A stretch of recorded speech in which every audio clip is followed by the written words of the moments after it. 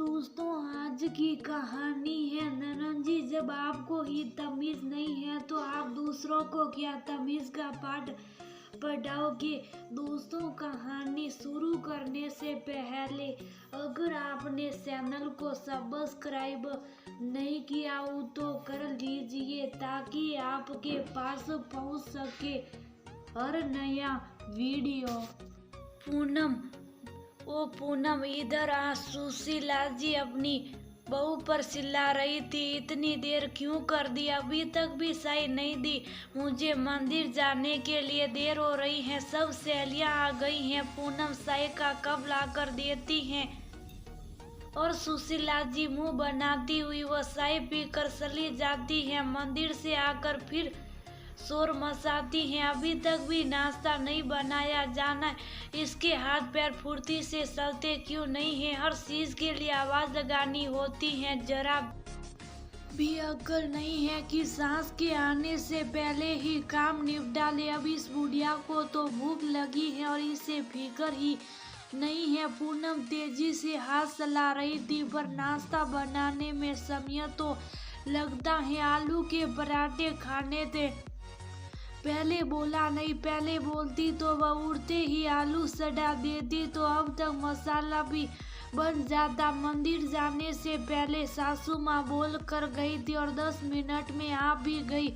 अब इतनी जल्दी आलू भी नहीं उबले तो पराठे कैसे बनाती। पूनम सास की जली कटी सुनकर भी काम में लगी थी। अब तो ये रोज की बात हो गई थी। पूनम के सिर पर रोज ही ऐसी कड़वी बातों का बवंडर घूमता रहता था। वह तसल्ली से काम करने की कोशिश करती थी, वह चाहती थी सब काम समय पर पूरा हो, पर सासू माँ चाहती थी कि आधे घंटे का काम मात्र 5 मिनट में हो जाए।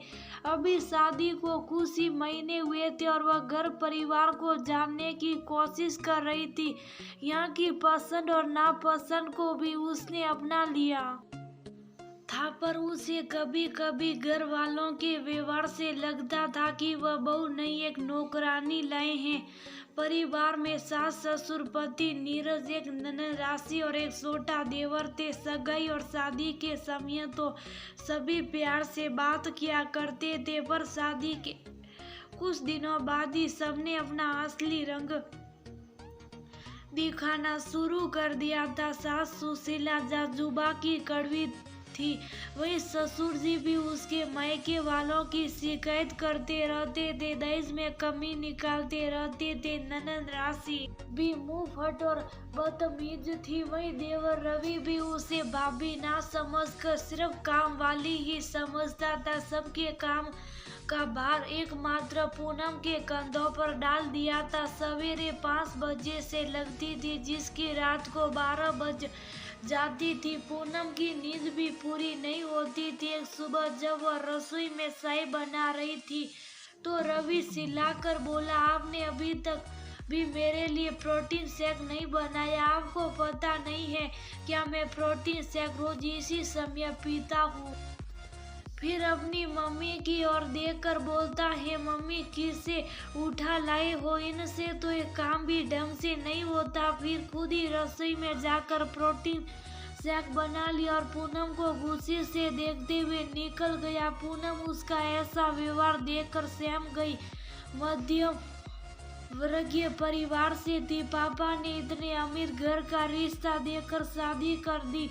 उन्हें लगा था कि मेरी बेटी वहाँ पर खुश रहेगी, पर यहाँ सब सुख सुविधाएं पर सम्मान और प्यार तो जरा भी नहीं मिलता है। अगली शाम को वह रसोई में खाना बना रही थी। राशि किसी काम से रसोई में आई, उसने देखा कि पूनम सब्जी बना रही थी, पर ये क्या। सब्जी देखते ही राशि गुस्से से उबल पड़ी, आप ये क्या बना रही हो, मुझे सब्जी में कटे टमाटर बिल्कुल भी पसंद नहीं है। आपने टमाटर की प्यूरी नहीं बनाई हो कम आपसे अच्छी तो पहले वाली नौकरानी थी, कम से कम हमारी पसंद का खाना तो बना देती थी। आपको तो कुछ भी समझ नहीं आता है। पूनम अपने से छोटी ननन के मुंह से ये बात सुनकर असभ्यत रह गई। उसकी आंखें भर आई और सुशीला जी कुछ ना बोली। उसे बहुत ही धक्का सा लगा। रात को उसने अपने पति से कहा, पर नीरज पर भी तो अपने परिवार का ही असर था। वह भी पूनम को एक नौकरानी से ज्यादा कुछ नहीं समझता था। दिन भर उसे काम के लिए दौड़ाता रहता था। अब पानी सीढ़ से ऊपर जा रहा था। पूनम को कोई रास्ता भी समझ नहीं आ रहा था। पिता के यहाँ जा नहीं सकती थी। वहाँ 2 बहनें और भी कंवारी थी। उसने इसी जिंदगी को अपना लिया था।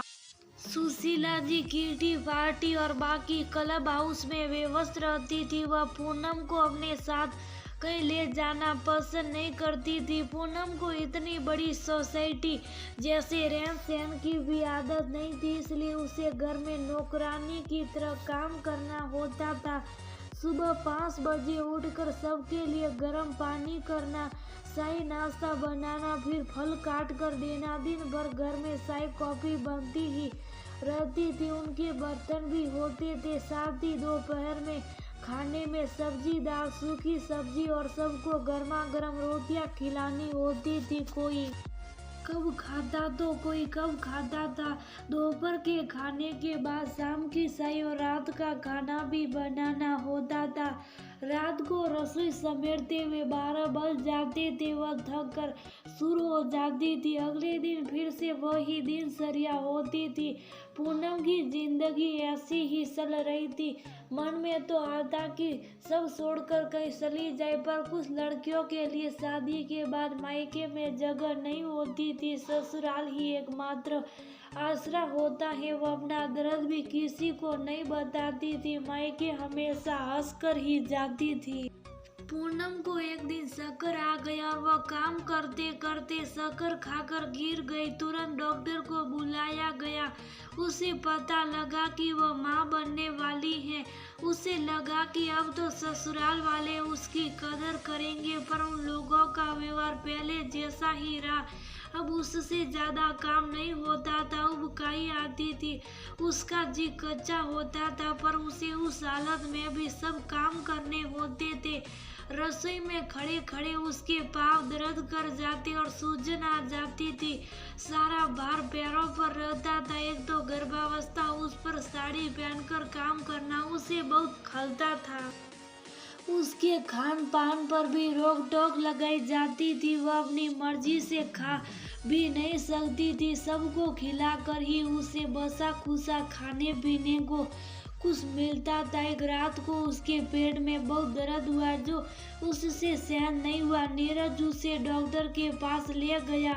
डॉक्टर ने उसे अकेले में ले जाकर समझाया, क्योंकि वह फैमिली डॉक्टर थी, तुम्हारे साथ जो भी हो रहा है मुझे सब पता है। हर बार आंटी साथ में आती हैं तो मैं कुछ समझा नहीं पाती थी। तुमने अपने जीवन के साथ तो खिलवाड़ किया है, पर तुम इस नन्ही सी जान के साथ तो खिलवाड़ मत करो। तुमने अपना कभी ध्यान नहीं रखा, पर इस नन्ही सी जान का तो ध्यान रखा करो। पूनम तुम्हें जैसा रखा गया तुम वैसे ही रह ली। उसे ही अपना मुकद्दर मान लिया, पर हालातों के आगे झुकने से समस्या नहीं सुलझती है। परेशानियों से लड़ना पड़ता है। कल को तुम अपने बच्चे को क्या सिखाओगी? अपने खान पान का ध्यान रखोगी, तभी तो स्वस्थ बच्चे को जन्म दोगी। पूनम कुछ दवाइयाँ और डॉक्टर की नसीहत लेकर घर आ गई। आज वो रात भर सोई नहीं। पिछले 2 सालों का जीवन उसके आगे घूमने लगा। रात भर वह सिसकियाँ भरती रही। डॉक्टर की बातें उसके दिमाग से गुजरती रही। उसके आंसू बहते रहे, पर सुबह उठते ही उसने एक प्रण लिया और अपने आंसू पोंछ लिया। आखिर वह अपने बच्चे को क्या सिखाएगी? हर वक्त दबना, समना, अन्याय को सहना। सुबह की चाय के लिए सुशीला जी आवाज लगा रही थी कि चाय कमरे में पहुंचा दे। पूनम ने हिम्मत की और सबकी चाय थर्मस में भर दी और सबको टेबल पर आकर पीने को कहा। सबको आश्चर्य हुआ कि पूनम सबको कमरे में चाय देने नहीं आई। उसने फरी से सेब निकाला और एक गिलास दूध ले लिया और सेब काट कर खाने लगी और उसके दूध पीते पीते सुशीला जी आ गई। जरा भी शर्म लिहाज नहीं है, खुद ही लेकर खा पी रही है। हाँ मम्मी जी, अब मैंने शर्म लिहाज छोड़ दी है। मुझे भूख लग रही है। आप लोगों के लिए नाश्ता बनाने से पहले मुझे भी कुछ खाना है, वरना मुझसे नाश्ता नहीं बनाया जाएगा। मुझे बच्चे और अपनी सेहत का ध्यान रखना है। सुशीला जी उसे देखती रह गई। पूनम ने सबके लिए नाश्ता बनाकर टेबल पर कैसरोल में रख दिया और अपना नाश्ता लेकर अपने कमरे में जाने लगी। अब ये नाश्ता भी हम खुद लेकर खाएंगे क्या? सुशीला ने तंज कसा। हाँ मम्मी जी, अब मैं सबको एक एक करके नहीं खिला सकती हूँ, मेरा फर्ज था, मैंने बना कर रख दिया है। आप माइक्रोवेव में गर्म कीजिए और खाते जाइए। मुझे डॉक्टर ने आराम और पौष्टिक खाने के लिए बोला है। मैंने सबका काम करती रही तो आप सबने मुझे नौकरानी ही समझ लिया। ये कहकर पूनम अपने कमरे में चली गई। दोपहर के खाने का समय हुआ। उसने बहुत कुछ ना बनाकर केवल दाल सब्जी रोटी ही बनाकर रख दी। तभी रवि आया। मुझे ये सब्जी पसंद नहीं है, आपको पता नहीं है क्या? फिर भी बनाकर रख दी है, मैं नहीं खाऊंगा। पूनम भी उतनी ही तेज आवाज में बोली, नहीं खानी है तो मत खाइए, अभी घर में यही सब्जी थी, ज्यादा मन कर रहा है तो होटल से ऑर्डर कर लीजिए और मंगवा कर खा लीजिए। आपको पता नहीं है क्या, मैं गर्भवती हूँ। इस समय जैसा भी खाना मुझसे बनता है वह खा लीजिए। मैं इस घर की बहू हूँ, कोई नौकरानी नहीं, और आप मुझसे छोटे हैं, इतनी तेज आवाज में बात नहीं कर सकते हो। देवर की बोलती बंद हो गई और वह चुपचाप खाने की टेबल पर बैठ गया। थोड़ी देर बाद कॉलेज से ननद राशि आई। आप मेरे लिए कुछ चटपटा बना दीजिए, मेरा रोटी खाने का मन नहीं है, और एक गिलास पानी दे दो। राशि, मैं खाना बना चुकी हूँ और अब तुमको यही खाना है। चटपटा खाना है तो बाहर से मंगवा लो या खुद बना लो।